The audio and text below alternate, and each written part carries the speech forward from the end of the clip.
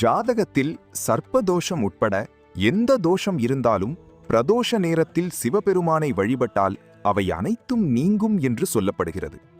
பிரதோஷ தினத்தன்று மனமுருகி சிவனை வணங்கினால் 7 ஜென்ம தோஷங்களும் பிரம்மஹத்தி தோஷமும் விலகும் என நம்பப்படுகிறது.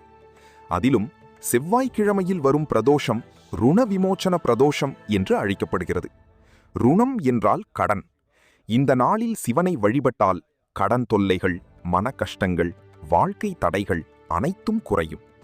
அன்று நந்தி தேவனை அருகம்புல் மாலை சாற்றி நெய் தீபம் ஏற்றி வழிபடுவது மிகவும் சிறப்பு. பின்னர் சிவபெருமானை பிரதோஷமூர்த்தியாக தரிசித்தால் பல தோஷங்களில் இருந்து விடுபடலாம். சிவபெருமான் அபிஷேக பிரியன். அதனால் பிரதோஷ நாளில் கறந்த பசும்பால் சமர்ப்பிக்கலாம், இளநீர் வாங்கித் தரலாம், வில்வ இலை கொண்டு அர்ச்சனை செய்யலாம்.